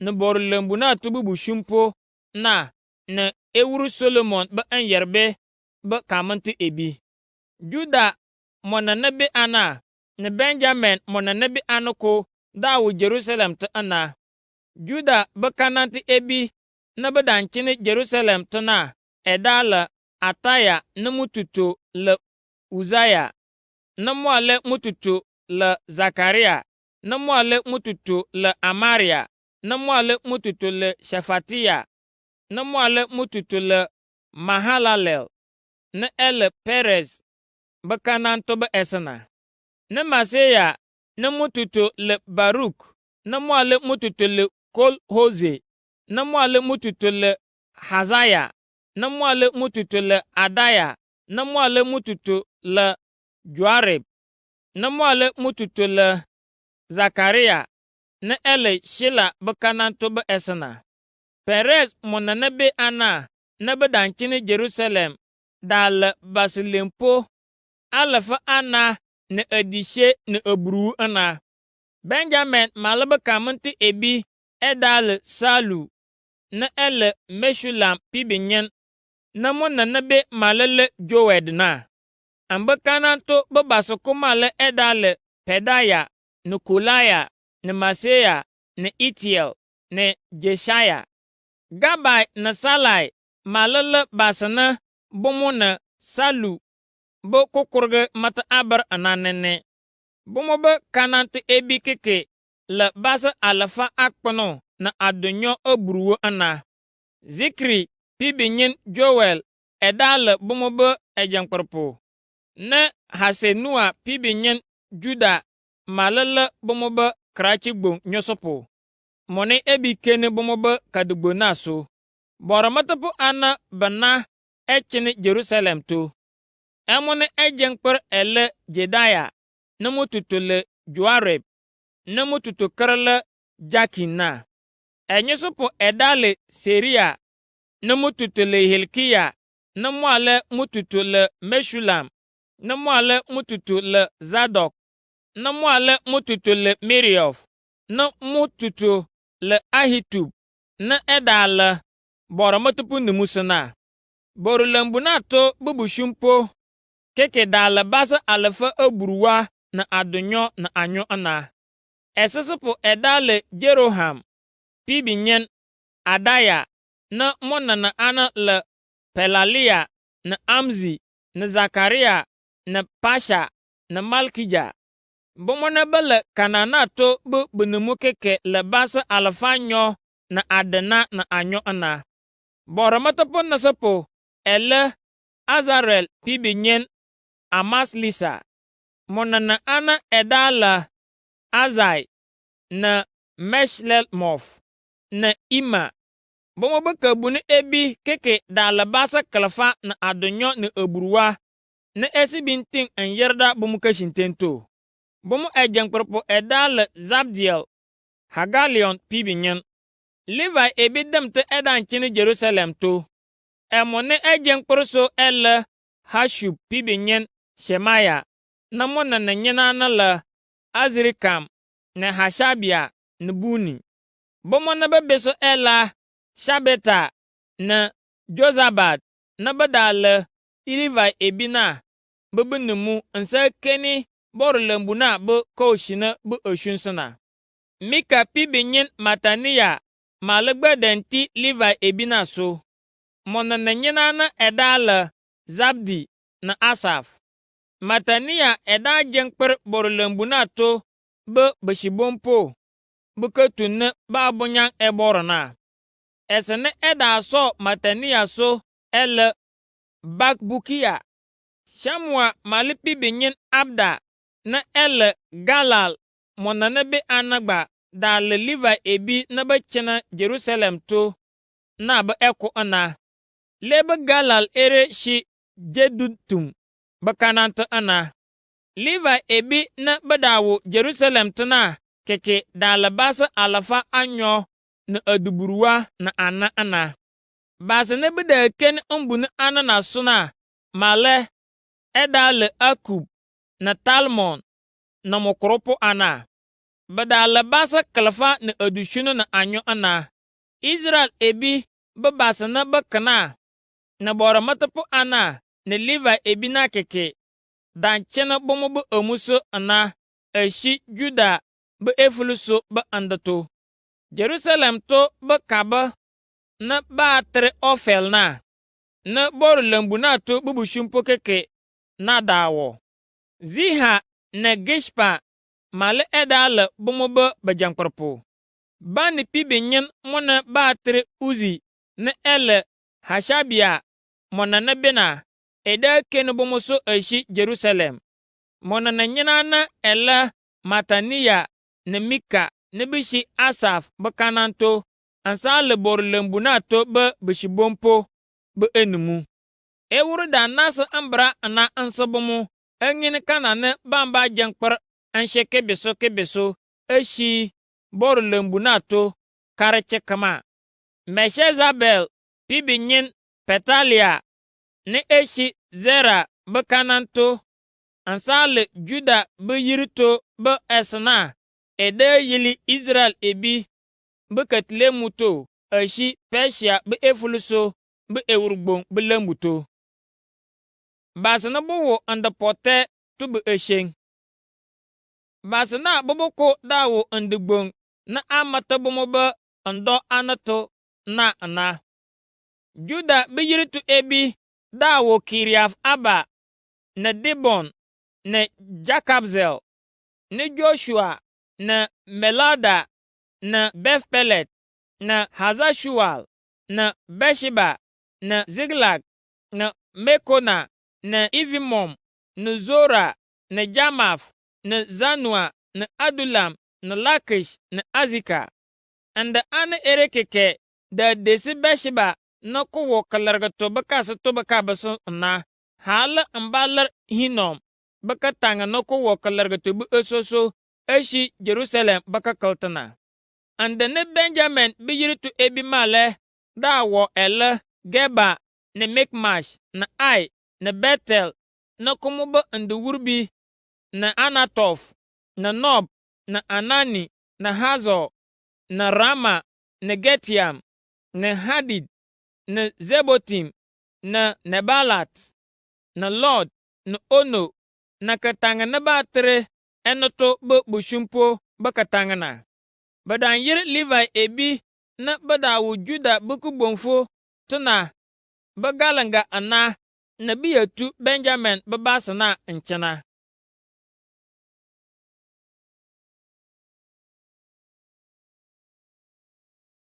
Nehemia kumukudanyo. Boro matapu ana na Levi ebi be eshen. Boro matapu ana na Levi ebi ne Shetel pibinyen Zerubabel ne Joshua danjen kper an katabomu nshi Babylon be efuluso kenye yato ambeta ambana be ater ende. Boro matapu ana na Edala, Seria, na Jeremiah, na Ezra, na Amaria, na Maluk, na Hatush, na Shekanaya, na Rehum, na Merimoth, na Ido, na Genetoy, na Abijah, na Mijamin, na Madia, na Bilga, na Shemaya, na Joarib, na Jedaya, na Salu, na Amok, na Hilkia, na Jedaya. Joshua bajamanana leba basi ere edale bajankporpo ashi bumu brana boramatapu ana keketo. Levi ebi na bumwalagba beta amba ele Joshua na Binui na Kadmiel na Sherebia na Juda na Matania bumu bachetopo eda jankpar abong kapende ba anshe. Bagbukia na Uno na bumu bachetopo male eda shule enshe na bida bo naso asabomo. Boro matapu ne muso Joshua baka muntu ebi be eshen. Joshua edale Joakim mututo. Ne Joakim male dale Eliashib mututo. Ne Eliashib male dale Joida mututo. Ne Joida male dale Jonathan mututo. Ne Jonathan male dale Jadwa mututo. Boro matapu ana be umbune be bunumu be eshen. Sangasene Joakim dale boro matapu numusuna. Boro matapu ana ere edale bumu be umbuna be bunumu ana. Meria edale Seria buke bunu be bunumu. Hanani male edale Jeremiah buke buna be enumu. Ezra buke buna be enumu ele Meshulam. Na Amaria buke buna be enumu le Jehohanan. Maluk buke bunu be enumu ele Jonathan. Na Shebania buke bunu be enumu le Joseph. Harim buke bunu be enumu ele Adna. Na Merioth buke bunu be enumu le Hilkia. Ido buke bunu be enumu ele Zakaria. Na Genitom buke bunu be enumu le Meshulam. Abijah buke bunu be enumu ela Zikri. Ne Miamin na Muadia buke bunu be enumu le Piltia. Bilga buke bunu be enumu ele Shamua. Ne Shemaya buke bunu be enumu le Jehonathan. Joarib buke bunu be enumu ele Matania. Ne Jedaya buke bunu be enumu le Uzi. Salai male buke bunu be enumu ele Kalai.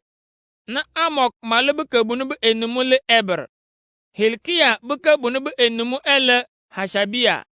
Ne Jedaya male buke bunu be enumu le Netanel.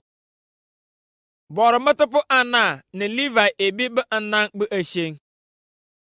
Jamana ne Eliasib ne Joida ne Jehonan ne Jadwa denki boro matapu ne musu ana kebeso ne ewurgbon Dairos daji Persia be efulusu buku wuruna.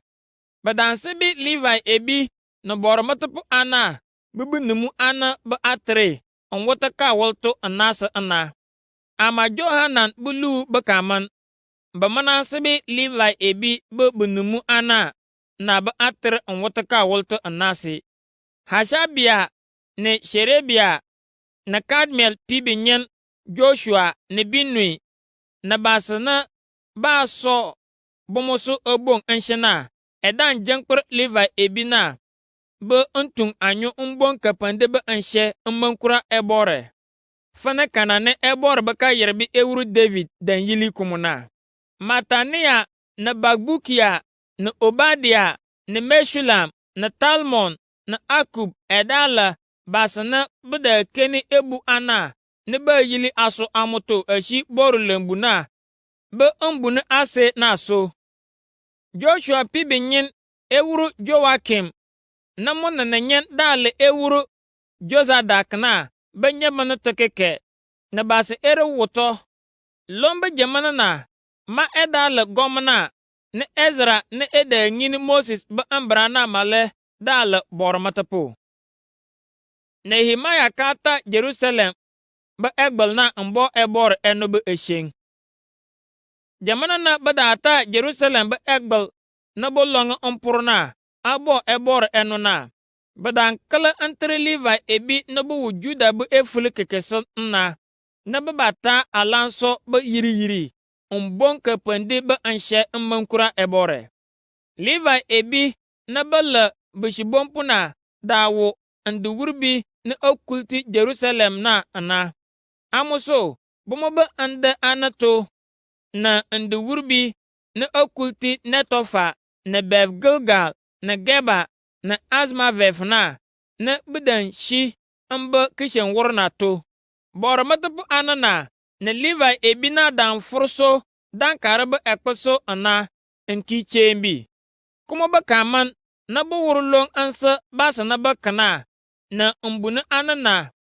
na kadugbo na ba egbel ana na amwale ba ki chembi andan shene Juda baba jankwarpo anana di kadugbo na ba egbel nasu ana na anta bishibompo ba untung anyo na ba be aberso anite egbel nasu obong enshi adi ebore epan na ba kikeni so umbo bomu eno katunko dambe aberso anite ayu epi bukabuna na ba kabaso ba jisuso ana Hoshia mala na ba jankwarpo anana ba bargato dambe bishibompo naso ayo kuma ba kaman na Azaria na Ezra na Meshulam na bala boromatapo anana na Juda na Benjamin na Shemaya na Jeremiah malagba bi fong ambal au be bomoso endong ana na Zakaria na mututule Jonathan na mwale mututule Shemaya na mwale mututule Matania na mwale mututule Milkaya na mwale mututule Zaku na mwale mututule Asaf na Shemaya na Azarel na Mikalai na Gilalai na Mai na Nathaniel na Juda na Hanani kekekata alanso alan abi Ezra na ele mbrengin punaso alanso na berkasa na ebor bekenyi ewuru David dan lang dradrana bakata yafo kechubu bekebuna na ase ne bedi atemprembi ne bedi so ayu ewura David bekadugbo na tana ya bang ambu lembu na so mbeta anyo egbel na kuwo nchubu kabuna na kuwo kadugbo na be epengelar kpa baka baso asana beshibompu ana na buka tunyosopo na male be abraso onso banaso anite egbel na so ana na male be bomoso bomona Juda baba jankparpo anana babargato na bakana eden nite ayo andan nite enyabang asurubu ebu jengreng na so enyafo egbelgbong na asa ana anshi andong ana enyabang Efraim buka bununa na Jeshana buka bununa na Kroto buka bununa na Hananel bu ebu jengre na Kalfa bu ebu jengre na ombolpo buka bununa so bukumpu buka buna na kuwo borulembu na asana na ayatar antung anyo na beda nite obong anshi edi ebor epan na keke dambashir abrso bor lembu na ase ana ndong ana ne ntu na be kakama be bas ye yili bomo be eyili kpa eshi bor lembu na to ne male na bejangkperpo anana be bergeto male yo anye be kakpa bor matapu ana ne bedenti anye be kotu na so afong mbel na edale Eliakim ne Maseya ne Miniamin ne Mikaja ne Ilionai ne Zakaria ne Hanania bomo ne bede yil ndong sanga ne Jezrahia da jangkper beshibompo ne bede bong enshi awursuna ele Maseya ne Shemaya ne Eliaza ne Uzi ne Jehohanan ne Malkija ne Elam ne Ezer ebor danshene basana ba angbin fulbumu anaga amuso bedenji bumu bu amu ana ansan ler esarga damta ansa ebore biche ne imbi keke danti kayurjina so ana esa dawo kofo ne Jerusalem beka dugbo nagba edabinu awur na basana da awur ka gbin fulusuna lomba kamonchina badan ler baso ko ana fane beba keni ebu anana ba yili ajibi na asuwurbi eshi boro lembu na tana so ana bomo alle ena baso adojibi na bejangper entengina na adojibi na asuboya bukudu sopo na balar amba se eborna bomo kongle na enamba so adojibi na Moses ba ambra bingin fane ba bar ambaka se bor matapo ana na Levi ebinagba bor matapo ana na Levi ebina bukushung dambol ekma kinishi jamana na badan wor edan kare sheng na ashena basana nyalaso ansen ting enya ombonya ebor na ana bishibompu anana na bor lembu na toba bukumpu na dan shung bumubu oshunene ana fane kanani ewur David na mupibi nyen ewur Solomon dan yili komo ansa bomona drana keke eshi ewur David na Asaf bejamana to bishibompu na ena jangper basana obong enshi edi ebor epang jamana na Zerubabel da lebor matapu numuso nama Nehemaya male da le gomna eshi Juda be efulusuna ekama eshi Israel be efuluso da sa kosona kadaga fane esa na bishibompu na bor lembu na to be bukumpu ne bishi Levi ebi be yiritina eba nye bomo be kare chekeke boku sujise ana basna dalar enki chembi ana as Levi ebi na bomo ale belar amotoba amone adagana as bora matapo ana na bele Aaron bakamanti ebina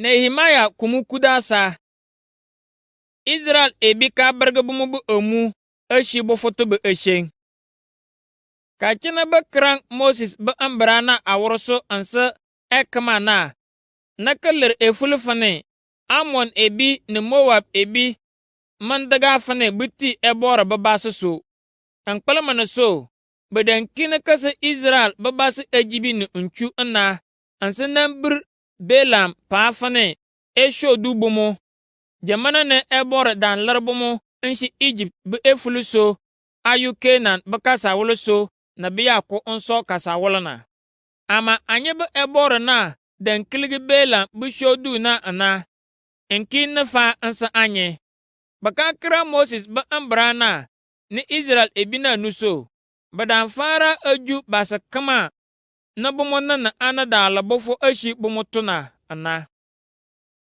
Nehemaya kanangama ambabasa abraso be esheng bora matapu Eliashib dal Tobaya mokropu ana ne edan shene ede kene boro lembu na to mu ebu ana ne ba yili aso amotona so edan shen ana ne Tobaya dawo ebu ana na buku gbongbonge ne ba yili aso be yiri fane esarga ne oboyo ne du ne bor lembu na to be aso dangso ne ashunso ne ayu ne yabra ne olive bu nku bu kudu supu na ba bar mbasa Levi ebi na beshibompu na bor lembu na tobo bukumpu na anke na ba bara mbasa bor matapu ana na keke na to.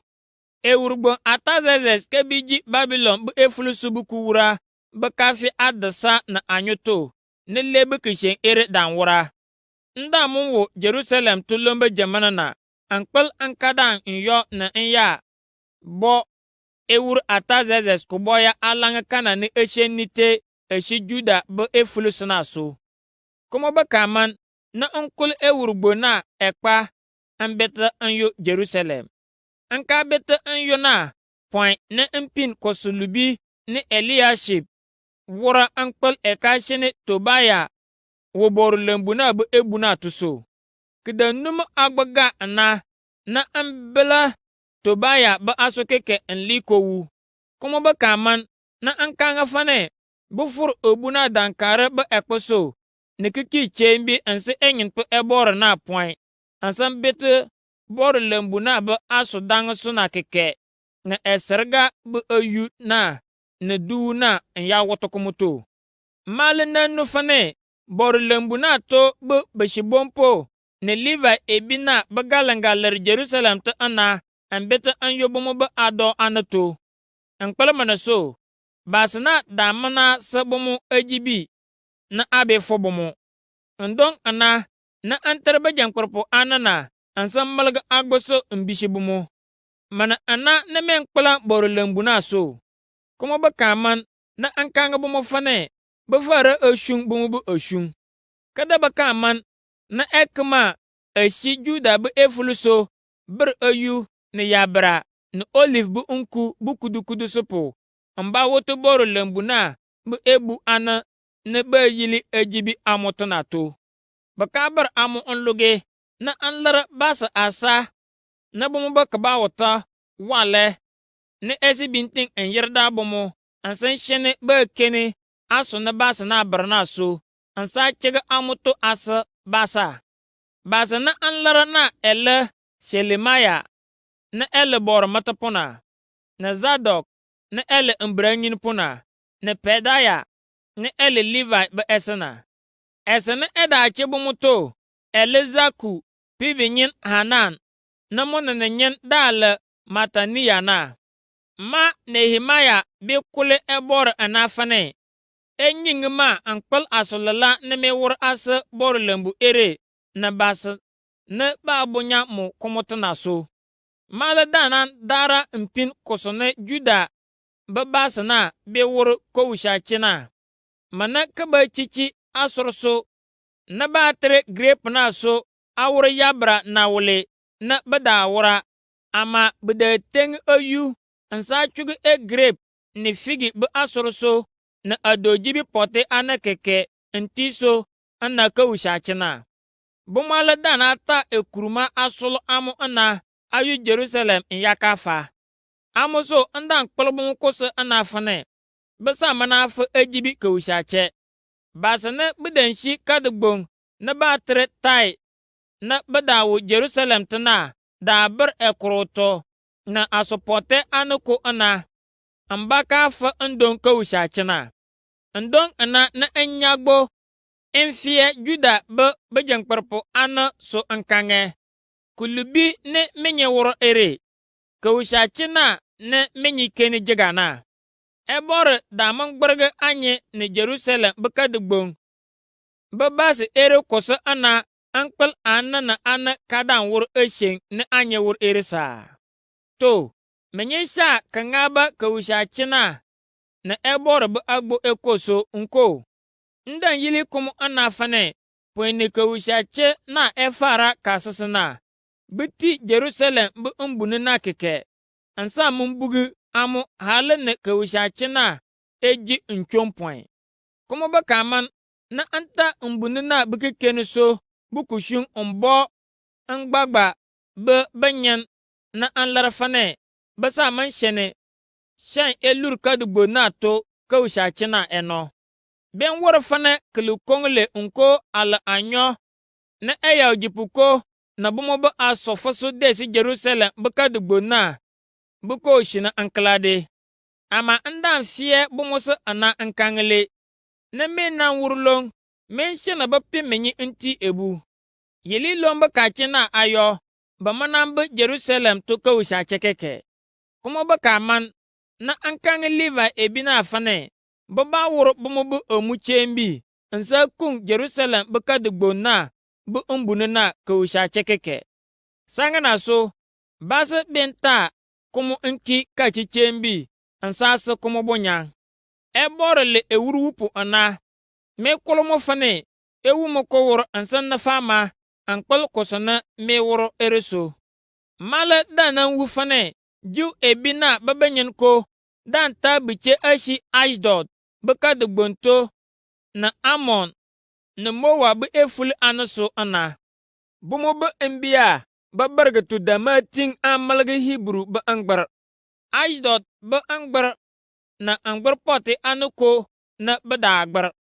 Amuso n dan shoodu lom bɩ bɩ yẽn a gbʋsɩ ana n sẽn na n shini bɩ bir bɩ ko n sẽn gbɩrg bʋmʋ bɩ emin gba n tia.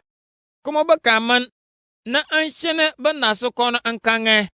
An bʋ n tãng a nasɩ kɔnɔ ɛ bɔrɔ bɩ ka tɩrtɛ fane. A yẽ man shini a yẽ bɩ n bi yẽn so n ko n bi che so ɛ ta n ko n kil bʋfɔ. Ɛ bɔrɔ dan sha Israel bɩ e wur Solomon ga n sẽn dan shini dũrũyã tɩkɩkɩ bɩ e wur kɩkɛ mʋnfʋmʋ so. Ama bɩ che pɔtɛ ni ɛ ta na dan shini e shũng a gbɩr n sẽn tur kulubi tɩ ana. Amuso, a yẽ nu n sɩfʋ n sã ma kil bʋfɔ n lɩr a yẽ bɩ ɛ bɔrɔ ka man n wʋr kulubi n gbutimu. Joyida ni mu tutulli bɔrɔ mi tɩ pʋ nimu so Eliasib na pibi yẽn ko dan ta Sambalat ni Eshi Bɛf-horon na pibi che ana ni n ju mu bibi yẽn na n lir Jerusalem to. Mi kul ɛ bɔrɔ ana fane ɛ gbɩrg bʋmʋ kʋse n kpɩl bɩ ka wʋr n dɩ bʋmʋ bɩ ka bɔra mata bɩ a tãndɩ so n sẽn ŋaba Livai bɩ yiri na so. Kuma bɩ ka man ni n wʋr a nia fane bʋfʋ mana yẽ ɛ kpa a leng basɩ na to a wʋtɩ a shen lubi to n sẽn na n sɩ bɔrɔ mi tɩ pʋ ani na ni Livai ebina a shũng ni bãmb a shũng jamana kɛkɛ. Malɛ da nan yili kʋmʋ ana fane basɩ na bɩn ba bɩr n dɩ bi pʋgadɛ bɔrɔ sʋr na a sɩ karɩ chɛkɛkɛ n sẽn na bɩr bʋmʋ bɩ a do jibi ni ban tengi so suna bor lembu na to. Mi kul ɛ bɔrɔ ana fane ɛ ni fama n kpɩl a sʋlɩ la ni me wʋr ereso.